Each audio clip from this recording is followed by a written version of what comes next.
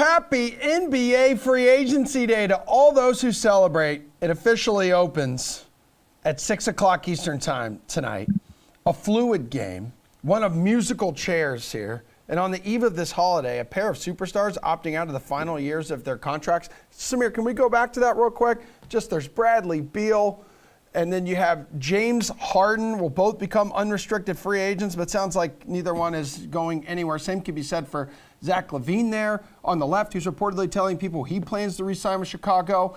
Kyrie Irving, we know he has opted in. That's a lot of money. He wants to run it back with KD if they can all stay healthy. Maybe Ben Simmons will play, who knows. It's an absolute circus, and we can't get enough of it here on The Sweat, presented by DraftKings. I'm Emerson Lotzi. We're dishing out MLB picks today, plus Live Golf Showdown. Yeah, that's right, folks. We're poking over to it. How it works and who to consider. Jeff and Colin will help you out with that. But first, we're breaking down NBA free agency. Let's start there. It is a big day in the sports world. We had DraftKings contributor Jeff Pratt with us, RotoWire's Nick Whalen, the Woj and Shams of DraftKings. So Bradley Beal here, guys, opting out of his nearly $37 million player option. However, he is expected to sign a 5-year max deal to return to the Wizards, where he has spent his entire 10-year career. Hey, Nick, you think he throws a curveball and decides to maybe play elsewhere? And if so, where would that be? It's definitely possible. I think all the reporting leading up to this is that Beal, will opt out and sign that 5-year max. I think it's worth near like $250 million. So it's hard to imagine him leaving that money on the table. But he kind of continues to say one thing and then say something a little bit contradictory. I want to be the Reggie Miller of the Wizards, but I also want to win. And if you want to win, staying in Washington is not necessarily going to accomplish that goal, at least not in the short term. But I think by far the most likely scenario is he does end up signing that 5-year max, and he takes the same path that we've seen so many other superstars take over the last few years, especially where you're under contract for 5 years, but when a player says they want out, regardless of contract status, in the NBA, the team just, in theory, they have the power to say no, but that's never really happened. Every single time a player is wanted out, that player usually ends up being traded within a year or so. So I think we're going to see that path probably transpire with Bradley Beal. The Wizards are probably going to be like a 500 team this year, and this is going to be something that we continually revisit, whether it's throughout next season, at the trade deadline, next offseason. As long as he's under contract with the Wizards and the Wizards are not a good team, I think there's going to be this belief that, he got his money and then you kind of deal with maybe forcing your way out later. Jeff, I thought your boy Jason Tatum, who's like best friends with Bradley Beal, I thought he was going to recruit him to Boston. What happened? Just didn't work out that way. I think that Bradley Beal would have been a realistic option for the Celtics if they hadn't made an NBA Finals run this year, and they were really looking to make a massive change. Right now, Boston is just looking to add a wing with the Evan Fournier traded player exception, maybe pick up some good players on the minimum, and then one guy with the mid-level exception. They're looking at changes around, the fringes here. But Bradley Beal, I agree completely with what Nick said. He's staying put. I don't see any way he'll turn down that supermax. And this is always, I think, what he wanted, because he can get the payday that he rightfully deserves for staying loyal to Washington over the years. And then he can just push for a trade next year if he wants out. Exactly what Nick said. I do think that by signing this supermax, he's going to make it somewhat tough on himself to get to a destination where he wants to go. 5 years, $248 million. That's a lot to move in the NBA, especially for a guy who's going to turn 29 before the start of next season. It's not going to be that easy to trade, but we've seen bigger contracts get moved in the NBA. So yeah, he's staying put. The only team I could see that could somehow pull him away from Washington is Miami, because we know that he is appealed there, and Pat Riley is the ultimate closer. So yeah, they're like a dark horse, but he's staying put. Okay, well then, guys, another superstar here who's been making headlines decided to opt out. So it's James Harden. Instead of, exercising his option here, said, no, actually what I'm going to do is I'm going to opt out. And here's the reason, Philly. It's because I want to give you financial flexibility so you can build around myself and Joel Embiid. But, Jeff, you're telling me this is the first time that he will be an unrestricted free agent in his career, that he's not going to poke around just a little bit? I honestly don't think he's going to poke around that much. I do expect him to return to Philly on a somewhat team-friendly deal. And I feel like this is a bit of damage control on his part. During his tenure with the Rockets and Nets, he earned a reputation that, hey, this is the James Harden show. It's all about me. How he forced his way out of Houston was really ugly. Same with Brooklyn, just to a lesser extent.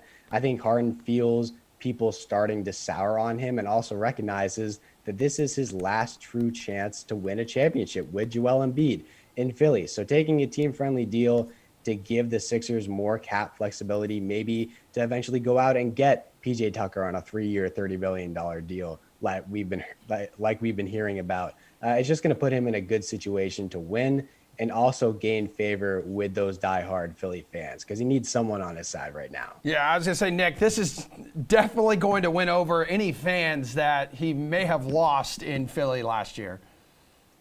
Yeah, I mean, it goes so far against everything that we think we know about James Harden, Yep. right? A guy who's kind of always prioritized money and, hasn't always been all that interested in things like, being in shape, playing good basketball in the playoffs, things of that nature. So it's kind of counterintuitive that he's the guy who would be giving money back in order to help a team. But that's the reporting, and this is coming from Shams. It's not coming from some blog. It seems like that's where this is headed.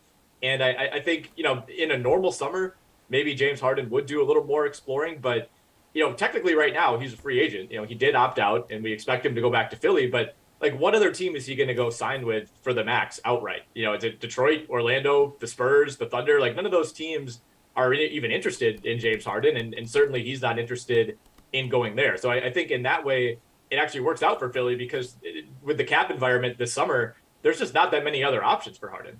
Yeah, and it was a season filled with some shooting struggles for him as well, not to mention like the drama with the Nets and all that stuff. But yesterday, guys, we also had like this hump day blockbuster trade. So DeJounte Murray, now a member of the Atlanta Hawks and the San Antonio Spurs, take a look at your screen, as a result, are the proud owners of a significant chunk of Atlanta's future. What makes Murray worth that price tag, Nick? This is a strange one. It's kind of a rare trade that it's exciting as an NBA fan, but I don't really love it for either side. I mean, giving up 4 picks essentially, 3 firsts and then a swap, all of which are unprotected for a guy who, has had one really good season, but, still wasn't even enough to push that team, to the playoffs. I like DeJounte Murray, but if your best 2 players are DeJounte Murray and Trae Young, there's still a lot to be unsettled in that Hawks front court. I think the Hawks got better, but did they go from being the 9th best team in the East to the 2nd best team in the East? Probably not. They maybe went from being the 9th best team to the 6th or 7th best team. So it's an interesting deal, certainly from the Atlanta side. You would imagine that they're going to sign DeJounte Murray to a long-term extension. He's a free agent, I believe, after next season. So you do have him at a relatively cheap contract this year and next year. Maybe that's part of the motivation. But it's a strange one. For San Antonio, I mean, you're picking up 4 first-round picks. So I think at that point, I don't think they were necessarily trying to unload DeJounte Murray. But if a team is offering you 4 first-round picks for a guy who's never even been an all-star, I think you kind of have to take it. And I think it's actually really smart of San Antonio to recognize where they are as a franchise. I mean, if you run it back next year, maybe some of your young players take a step forward. Maybe Murray is just as good, maybe a little better than last year. But again, where does that put you? 7th, 8th best team in the Western Conference. So I think they recognize that they have a chance to get a potential generational prospect in the 2023 draft, and they're still 2, 3, 4 years away from truly contending. Jeff, big winner here, the Spurs' future. Also, Atlanta's defense, because Murray, he actually plays it, but how do you see him blending and working alongside Trae Young? I'm not sure. The fit is certainly questionable. I agree with everything Nick has said so far. DeJounte Murray is a great player. I'm not sure how the fit works in the backcourt with Trae Young because there's only one basketball. There's a case to be made that Murray thrived in a low pressure situation where he got to run the show last year. And then, I look at this trade for Atlanta and I say, I'm not going to judge it completely until I see what they do for the rest of the offseason because they're clearly not done. We know they're trying to move John Collins. What type of assets can you get for him? It sounds like Kevin Huerter is on the table now.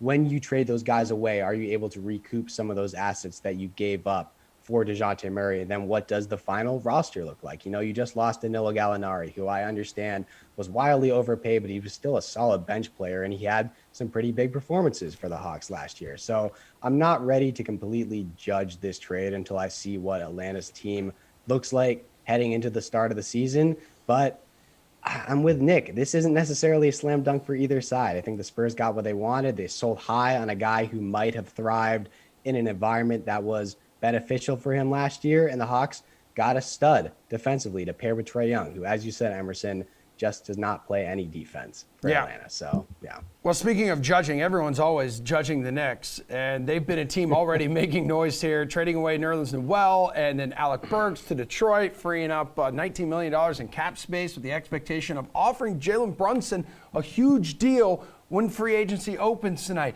What are the chances this works out for New York, Nick? Because he's reportedly still going to meet with other teams like the Heat and then his current team, the Mavs. I think it was Bill Simmons earlier this week who said on his podcast that this is the saddest sweepstakes in NBA history, and I think he's right. I think he's right, man. Everybody universally agrees that Jalen Brunson is a very good player. I don't think anybody would want their team to pay Jalen Brunson the max. I think you love it when he's on a cheap rookie deal. You love it if you're getting, sub-max money, but paying a guy like that $130 million, especially when you don't have a contending roster around him, I think that's what's most puzzling. It's one thing if you're bringing in Jalen Brunson to be the final piece on a team that you think can win the title next year, but what does adding Jalen Brunson to a stripped-down version of last year's Knicks ultimately do for you? I don't know. I don't know what it does. It limits your flexibility going forward, that's for sure. So I totally understand, where Knicks fans are coming from here. And, it sounds like the Miami Heat might be late entrants into the Jalen Brunson sweepstakes. I think if you're a Knicks fan, you're hoping that that's the direction that this goes. Yeah, Jeff, when free agency begins, the Knicks are going to need to do something they so often have failed to do in the last 2 decades, and that's follow through on luring a marquee free agent to Madison Square Garden. And if they're not able to get Jalen Brunson, this is one of the most comical situations we've seen play out in the past couple of years, considering Jalen's connections to the Knicks. His dad works in the organization, at least I think he still works there. I know he worked there. I think he was brought in last year. Leon Rose was his agent and knew him for the entirety of his life. So they're very close. If those connections aren't able to land them Jalen Brunson, then I don't know where you go from there as a Knicks fan. Although I do agree with Nick. If I am, a logical Knicks fan, I kind of want Miami to swoop in and pay him, $27.5 million per year, because Jalen Brunson is an undersized guard who can't shoot the three effectively, and he just has limited upside. I'm not sure paying him that money is the right decision, especially when the Knicks have been relatively smart with their money over the last 4 years. The Evan Fournier deal was a bit of an overpay, but besides that, I think they've made pretty good decisions and signed pretty good contracts. So Jalen Brunson, assuming he does end up in New York here, good piece. Maybe the Knicks can push for a playoff spot, but I know that, that's not enough for them. All right, before you two get out of here, it's part of why we love today so much. You really don't know what to expect. You expect the unexpected. So give me your bold prediction for NBA free agency. It could either be a signing or another big trade, Nick. Well, for one, I feel like we should briefly address this Miles Bridges situation, being arrested for felony domestic violence last night, like all-time terrible timing to be charged with a felony. But I think, it's not too bold of a prediction all of a sudden, but I think he now returns to the Charlotte Hornets, because I don't think any other team, given the timing and given, the severity of these allegations, all the teams that were probably preparing max or near max offers for Miles Bridges at 5 p.m. Central tonight, I don't think that's going to happen. I think it's too much of a black mark on an organization to offer a guy a max deal right after he committed domestic violence. So I think we end up seeing Miles Bridges probably back in Charlotte. And it's a pretty big U-turn, because 24 hours ago, it seemed like he was probably going to be out the door if they weren't prepared to offer that max.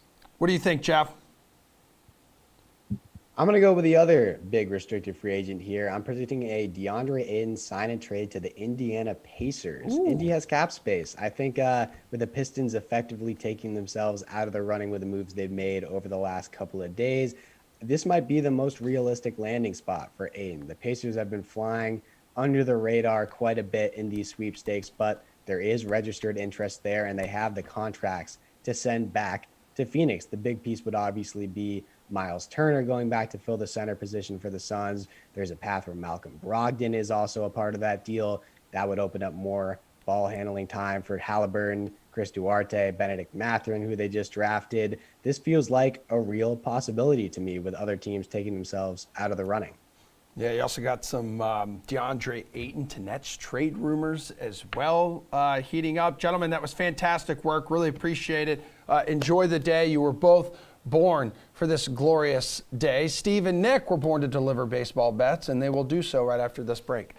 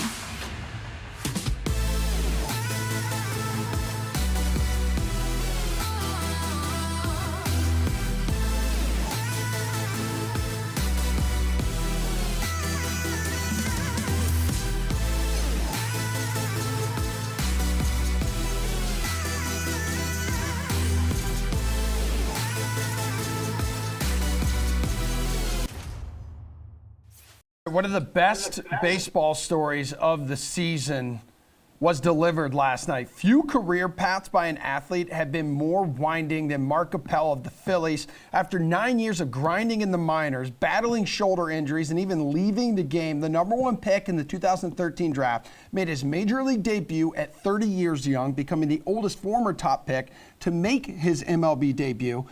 And check this out, the 2013 draft was insane as well. Big names like Chris Bryant, Tim Anderson, Aaron Judge, Sean Manaea, Cody Bellinger. But at the time, there was no bigger name than Capelle. And two dudes worthy of number one overall consideration, in my opinion, DraftKings contributors Steve Buchanan and Nick Fryer. Bukes, looking back on that 2013 draft now, who was the best pick in your opinion?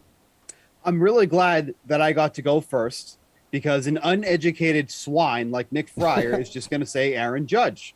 And you know what? Judge is a great pick. But what Chris Bryant meant to the Cubs organization is far beyond anything that Aaron Judge has done with the Yankees thus far, because the Yankees have not won since 2009. Chris Bryant was a huge and pivotal piece to the Cubs ending that 100-year plus World Series drought that the team had over 5 home runs in that postseason. He was clutch and key to that Cubs team going as far as they went. People forget how good Chris Bryant actually is. 40-plus home run power, over 100 RBIs knocked in, has a little speed too. So you can say Aaron Judge. There's nothing wrong with saying Aaron Judge. But as it stands right now to what it meant to an organization, I think Chris Bryant's your guy. Yeah, and entering that draft, too, he was the consensus number one position player prospect in the draft class. But the Astros were so focused on, pitching, passed on Bryant, which allowed him to slip to the Cubs at number 2. What do you think, uncultured swine? Who was who was the best pick here in this draft, dude? You know, I just got to say, I don't know how many of us. I think we have 3 people on this panel right now, counting you, Emerson. Only one of us has been taken deep by a guy from this class. So I don't know if it makes me uneducated. Oh, what do you got? That just means you stink. No, this is great. I was good enough to get taken deep by somebody, though, unlike you. So anyways. I played in high school. Great. Awesome. Anyways, he actually is a world-class dodgeball player. Real talk. There were articles in the North Shore papers about it. I'll have to look those up. I'm sure that they still have those. What was it? Did you go back to school in, was it 1998 when you graduated high school, Steve? I forget how old you are. Anyways. 98. If we're taking it, well, you're old. Anyways, if we're taking a DFS angle, I understand Judge, I understand Chris Bryant, but if we're taking a DFS angle, I don't think anybody's provided more DFS value to DFS players than Chichi Gonzalez has. He was taken 23rd overall, and we've seen him get racked time and time again, a guy that we love stacking against. You know what's funny is, Steve, Garion thought that you would laugh at that one for sure, but this just shows that you have zero sense of humor. But Aaron Judge absolutely has to be the number one guy. As much as Chris Bryant did what he did, we've seen him kind of step back a little bit. Now he's at Coors Field, still not taking that step forward as much as he's been injured for a good portion of this season. So if I'm redrafting this right now, Aaron Judge would be the number one pick in this. Who took you deep from this class? It was Yaz at a high school showcase. Wow. Yep. So it's 14th round, I think. Okay, yeah. Yes. You were, is that like your elevator like pitch or whatever? Your fun fact at dinner parties. You bring that up quite a bit? No, Cronenworth's the one that I usually cite because he smacked me around in like my best college start. So that's the one, yeah. Damn, Steve's right. You did stink. I mean, I also played along. I also played with like some pretty good guys like Reese Hoskins and who was it? John Means. Okay. So, yeah. Awesome, man. Cool. Well, love learning that about you. Let's go ahead and fast forward. Let's look at tonight, dudes. Let's get some best bets from you on this slate. So money line or run line bet that sticks out to you right now, Nick. Oh yeah, so there's the Padres game and then there's the Braves game were the two that I was most interested in. Of course, the Braves are plus 130, but I don't love Ian Anderson. I do like Joe Musgrove though, coming off a bad start, so I'm going to go with him going up against the Dodgers, coming out of Coors Field. Obviously, they had an offensive burst in that last game after having a couple slow games against the Rockies to start things off and to avoid that sweep. But still, coming out of Coors Field right now, I know they're returning home, but I don't like that dealing with the elevation and the drop now. And then Musgrove coming off a rough start. Generally speaking, I like to target a good pitcher after he struggled in his previous outing. Worked for us with Sandy Alcantara yesterday. Mitch White has been, up and down as a starter this season. He's been fine, but I mean, like a 4.37 FIP isn't exactly appealing, and he doesn't generate a ton of ground balls. Padres have been a top 10 offense against right-handed pitching this month. You zero in on the last couple weeks. They have the highest WOBA against right-handed pitching, so there's a lot to like about the Padres tonight at plus money. So money line or run line bet you really like tonight, Steve?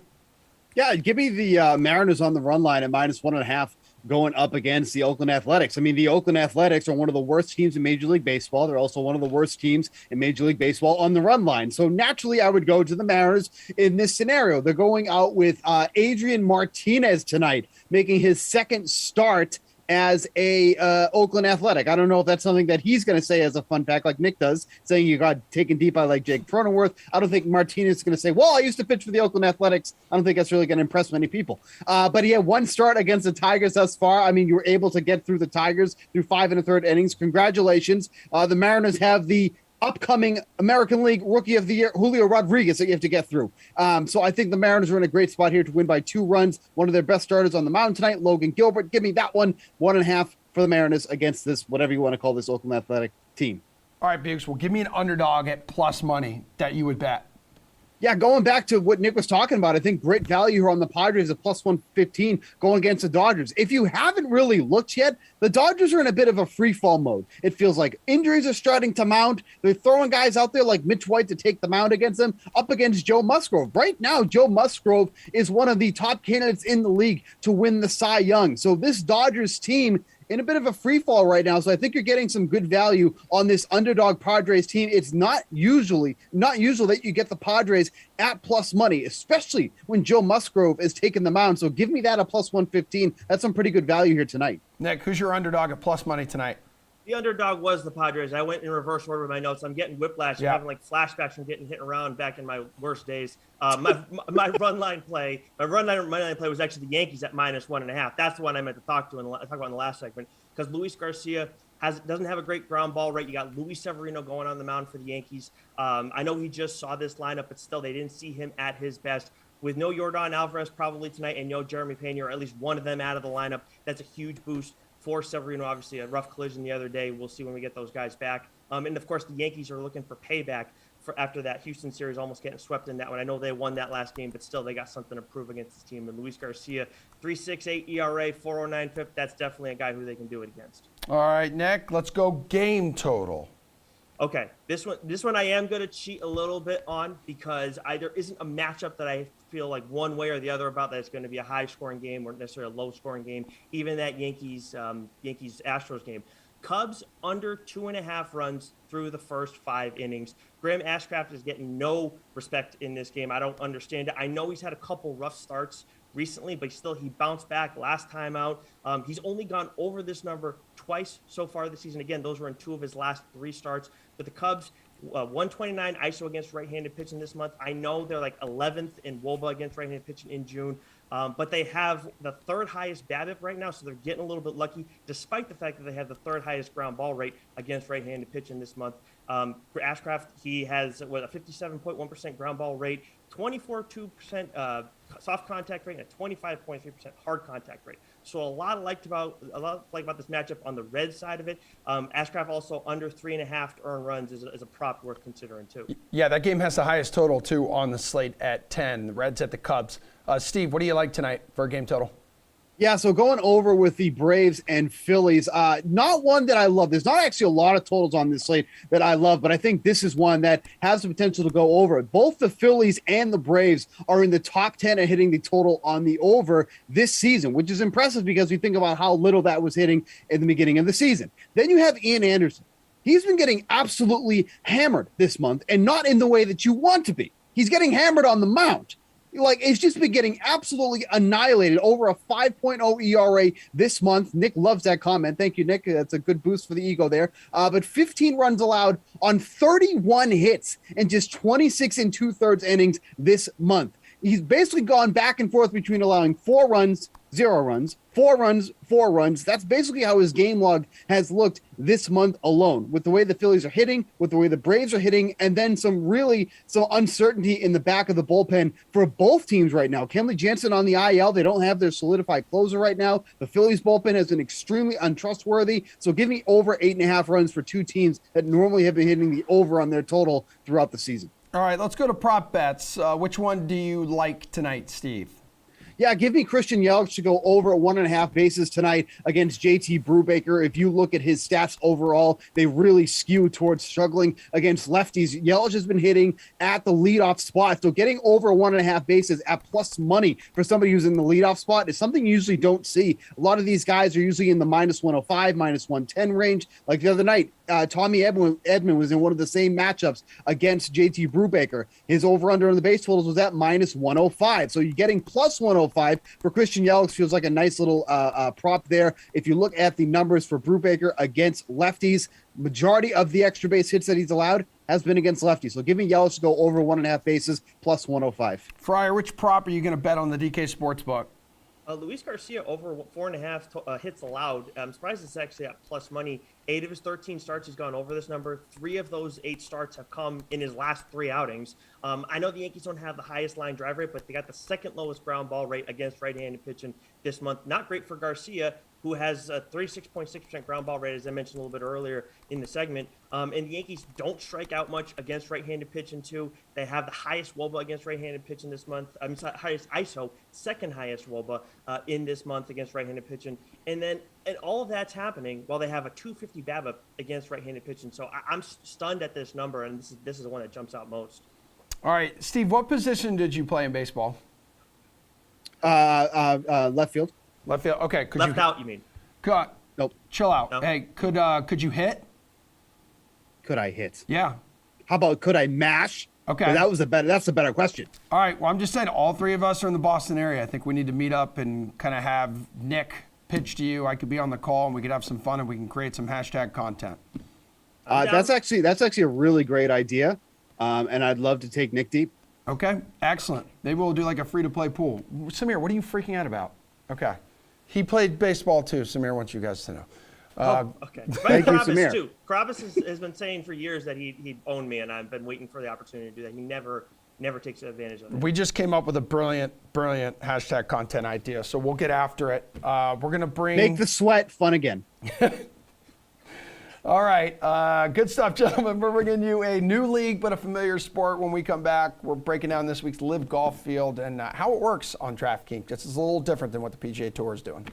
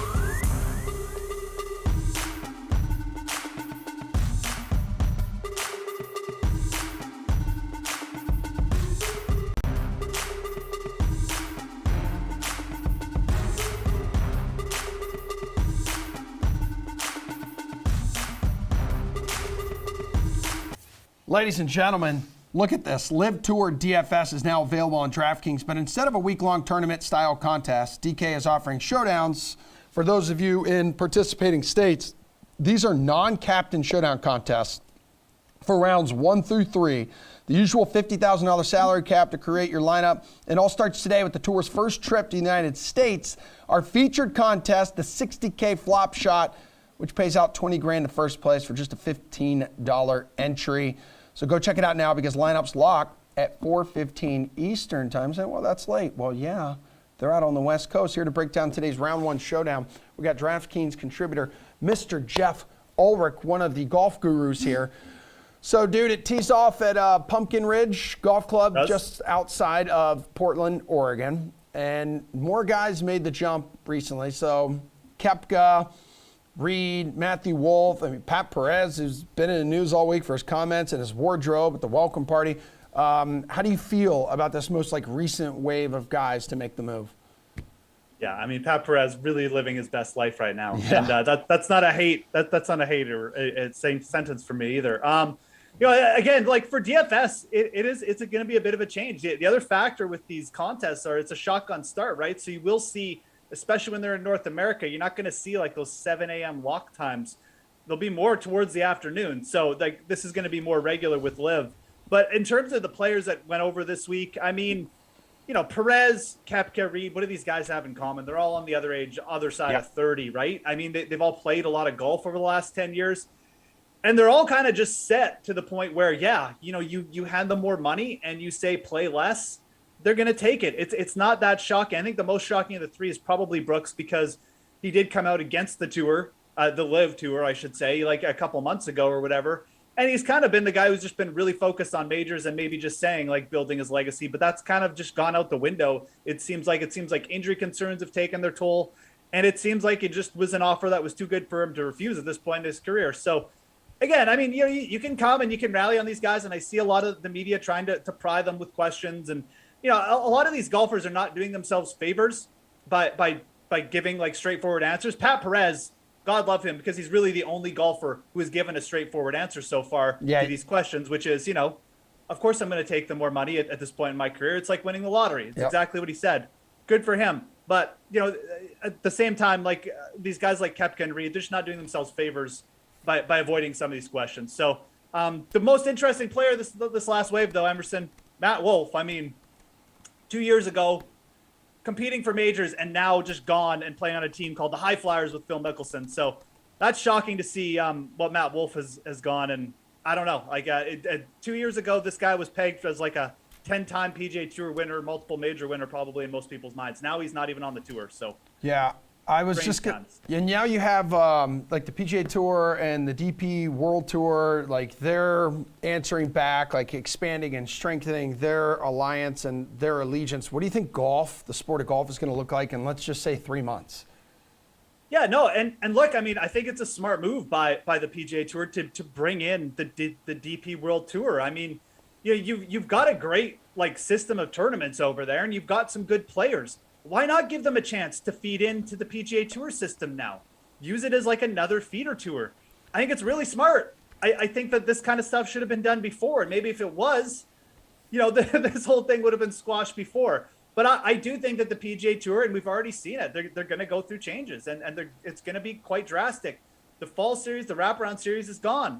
The Euro Tour is now handing out cards. You finish top 5 on the Euro Tour, the DP World Tour. You're over on the big boy tour with the PGA, which I love. Let's see some of these guys.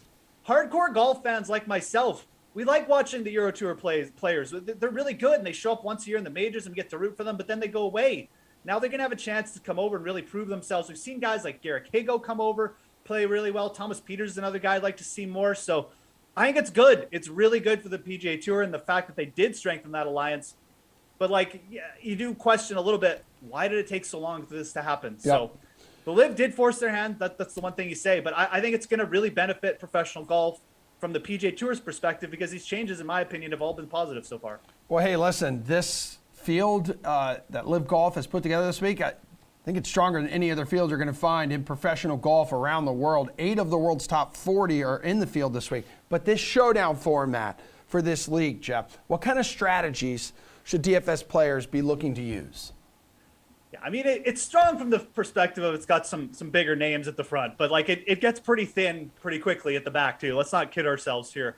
For showdown purposes, again, we're talking about one round. So realistically, like anything can happen over one round. We know that. I mean, some of these players on the bottom end, they're going to basically be like 1% owned. But if you can fall on the correct sort of min-priced player, that could definitely give you a big boost. So, going down a guy like Wade Ormsby, just out of example. I mean, Ormsby is not a very consistent player. He's not someone I would ever bet outright in this field. But for one round, could Wade Ormsby make 8 birdies or something like that and just get hot? Yeah, he could. So there are players down there like that you can look to in this showdown format. Now that's more for big fields and stuff, and you should only be mixing these guys in with small percentages, obviously. But I think the main thing that you're going to want to do here is really just take advantage of the quality players that are still available on discount.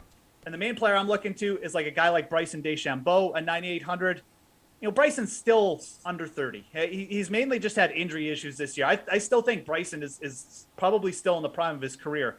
And I think you look at this field and you just see him at this price, like you've got to take advantage of it. So, Patrick Reed, you can kind of make maybe an argument for that as well. But I think Bryson right now is a player you have to build around for these showdown formats until his price gets up.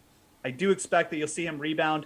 And then otherwise, you probably will want to be looking at the lower 7K range. Some of these other former PGA Tour professionals now, guys like Carlos Ortiz at 7,800, Hudson Swafford. There's just a little bit of a talent difference here with guys like Swafford, Ortiz versus, say like a Peter Uihlein or a Scott Vincent. Uihlein and Vincent are fine, but I think long term you've got to kind of just bet on the talent that an Ortiz would bring. So that's kind of how you got to navigate these fields. Some of these players you haven't heard of much are going to get hot and have hot rounds, but I think if you sort of long-term go with the PGA Tour sort of talent, that's probably your best play for showdown. All right, DK Nation's Colin Sherwin, he caught wind that we were talking live golf, wanted to weigh in here. So start me with your strategy this week, Colin. I can't believe I came all the way this way just to completely agree with Jeff on everything. Yeah, play PGA Tour guys. They're the best players in the world, and they should maintain that going to this tour. It's really interesting. I think with this week, this is probably going to be the hardest week in the history of Live, all of 2 weeks, to predict what's going to happen. I think this thing is wide open. But I agree with Jeff. You don't want the top of the board here. I think there's much more value down the way. And taking the guys at 10, 11,000, their variance is just so high here. So I'd rather get 6 guys down the board that all of which could win. Instead of taking some more price at the top of the board. And I agree with DeChambeau. I think he's probably the guy who's got to be favored here. Okay, so Colin, does that mean 4th most expensive guy, Brooks Koepka? You don't have that much interest in him at all? Yeah, so before I had to reset my computer to get on air here, I pulled up, I had a little side panel with all of Brooks's finishes in the last 365 days. They're not good. I don't care what tour you're playing on. If you're not healthy, you can't win. So I just don't think Brooks Koepka is healthy yet. Now, to keep in mind, out at the Wynn Golf Club, when he got his chance to beat up Bryson DeChambeau, he certainly did that when he was focused and ready and wanted to play. So that was 12 holes on a pretty easy course. Other than that, we really haven't seen anything out of this guy for the last year. So I don't know how he's just going to be able to throw the switch in his first event here with Liv. So I'm going to fade DeChambeau here. And I know that of the top guys, I'm sure I missed over taking Louis Oosthuizen and just pouring all his money into him at the top of the board already, right? All right, Jeff. So, yeah, Brooks. It's Brooks Koepka right now. We always know the question's always been his motivation here, dude. So he got his money. Like, you can actually consider him? No way. Did you see Brooks's press conference? Yeah, he looks looked like he was taking okay, I'm not going to go looked there. miserable. He looked miserable. Positive, right? Yeah. I mean, he didn't look happy. I don't really want to back a golfer that's not happy, that's not content. And like Colin said, what results do we really have to go off of Brooks Koepka to suggest that he's just going to pop up and dominate this event? Could it happen? Sure. But I mean, you look at the odds on offer on the DraftKings Sportsbook. Koepka, for some reason, is at plus 1,200 this week, and Bryson is at plus 1,600. And I don't get it. I think Bryson is a fantastic bet in this field. And yes, it's high variance. You've got new players coming in. you've got players who this is going to be their second event. I'm almost tended to maybe look at the players who are going to be playing in their second live event because it's not such a shock. They haven't been answering as many questions. Like Reed, DeChambeau, Koepka, they've just had microphones in front of their face all week, even answer, right? Whereas guys like Louis, I'm not saying bet Louis, by the way, although he did play better last week. But guys like Louis, Dustin, they're more settled in. Like, it's all done. The hard questions are over for them. So I would take a look at some of these players who it's going to be their second week. I got my eye on Justin Harding at plus 3,500. Good, solid young player. I like those odds a little bit. I wish they were a little bit bigger, but it's like a 40-man field with like 20 of the people in this having no chance. So I think Justin Harding at plus 3,500 is another player I already have action on, and that's what I'm basically going to limit it to. I think Bryson and Harding there are kind of two of the better values for this week. All right, guys. In their first event in London, it was Charles Schwartzel, so a South African. Jeff, we know how much you love them. He took home the inaugural championship, took home the top prize of $4 million. This week, another $4 million is on the line. Who do you think ends up depositing that into his bank account? Jeff. I'm going to go with Bryson. I really do. Why not? He's played a couple events now. Like, he seems healthy. Of the people who went over, he seems just the most, maybe it's just his headspace and just who he is. And he's just a very self-confident person. And he just kind of is able to block it out. But he seems like the least rattled by all this going on. So I think Bryson could easily just come in there and wipe the floor with these guys. He's certainly the golfer who's closest to his prime in terms of just like the elites. And I think why not? I threw out Justin Harding, who is a South African, by the way. I'm not sure if you knew that, but that would be like kind of my long shot. So I'm going to go with Bryson as my main pick, Harding as my kind of sleeper. All right, Colin, hook me up. Who's going to win that $4 million top prize? Man, I didn't really need to log in here because I got the exact same thing. Look, I covered Bryson's 2015 NCAA championship. There was this huge rain delay, and I just walked up to him and started talking to him. He was not rattled in the slightest. None of this stuff seems to bother him. He's just for whatever you want to say about the guy, he's certainly able to focus when he needs to focus. So, yeah, Bryson at 1,600, I think that's the play this week. Other than that, and by the way, this course also sets up really well for him. There's two drivable par fours that I think he could reach that not a lot of guys could reach. This is a weird setup. They're taking two courses and sort of blending them together. There's a couple of holes from the other course that are being used. So a little hard to chart the course, but it does seem like that there are some holes that set up well for him. So yeah, Bryson seems to me to be the guy this week. So I can't believe this is so boring. It's terrible. Terrible. This is really bad content, but this is Bryson at 16-1. Oh, here, let's throw some names in. We don't have time. We still have another segment. So next time, different picks, or we're not doing another Live Golf segment. This is your first and last warning. I'm serious. This was a terrible segment, one of the worst we've ever done. All right?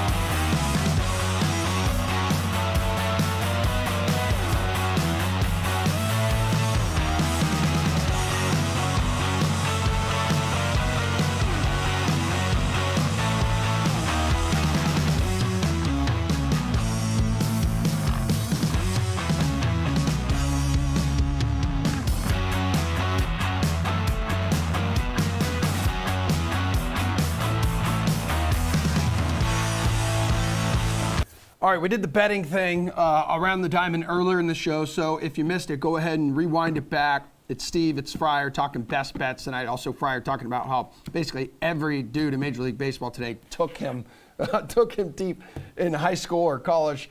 I don't know, I can't remember. Let's do the DFS thing, though, right now with Eric Halterman of RotoWire, Gary and Thorne, DraftKings contributor. Great to see both of you. Let's cover the bases.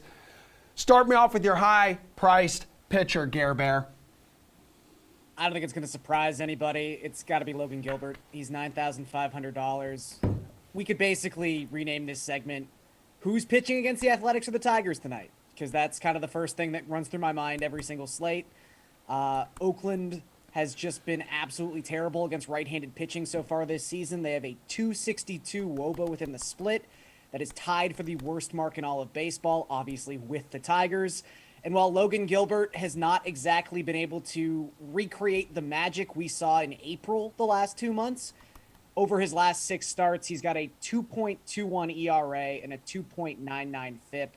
He's got about a 24% strikeout rate in that span of time. I just think it all lines up pretty well for Logan Gilbert to not only have a really high ceiling, but essentially have the highest floor of any pitcher on this slate.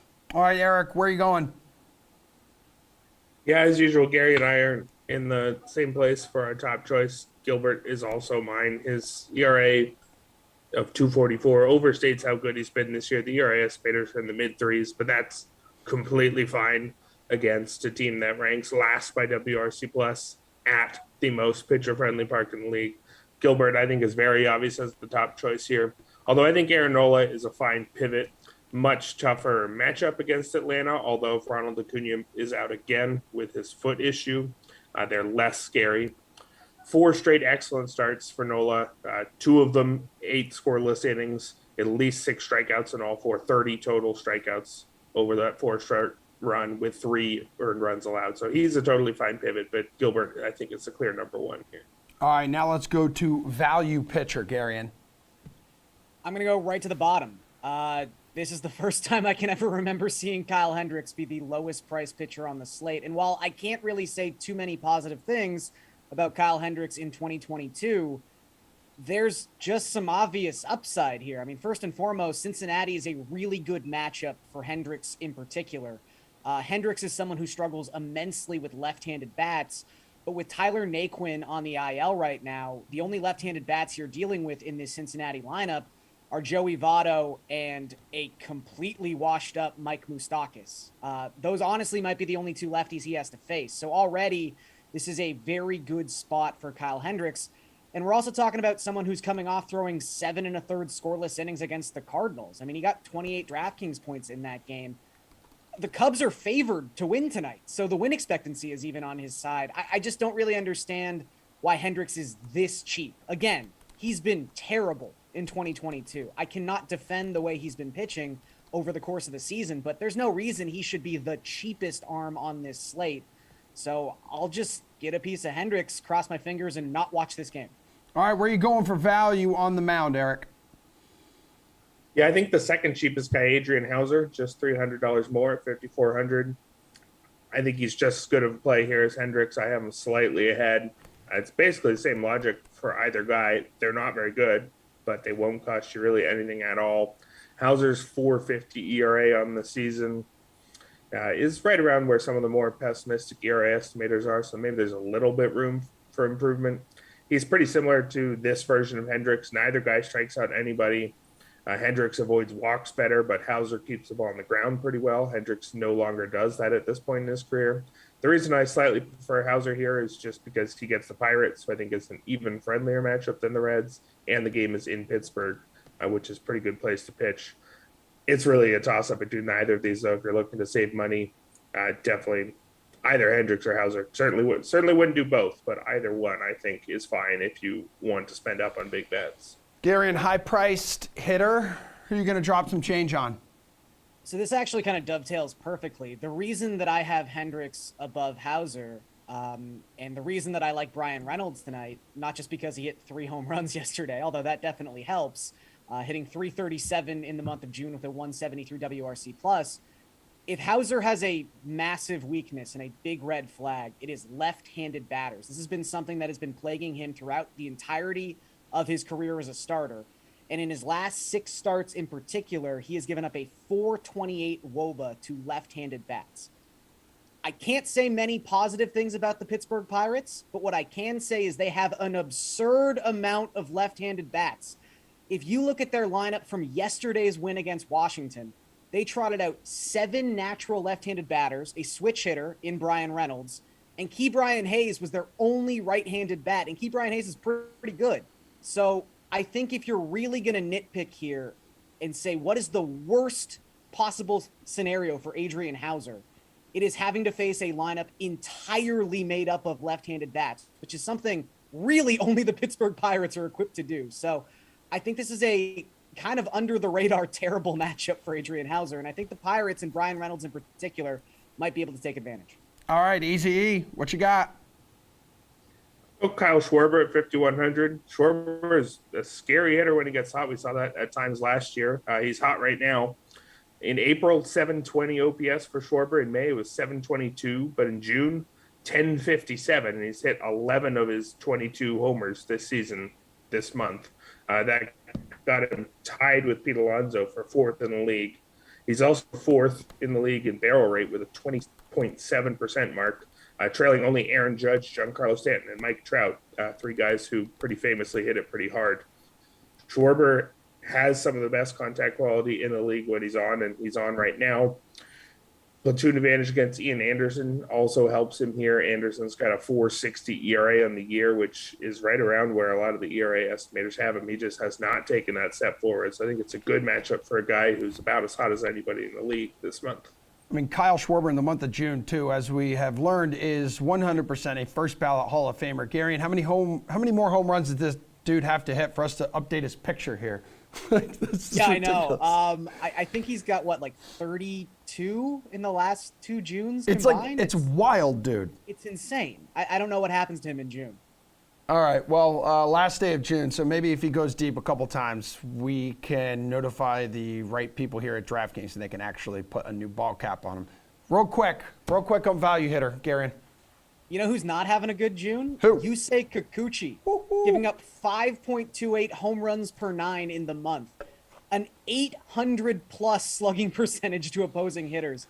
Harold Ramirez is going to be in the top third of that Rays lineup tonight. He has crushed lefties this season, a 181 WRC+.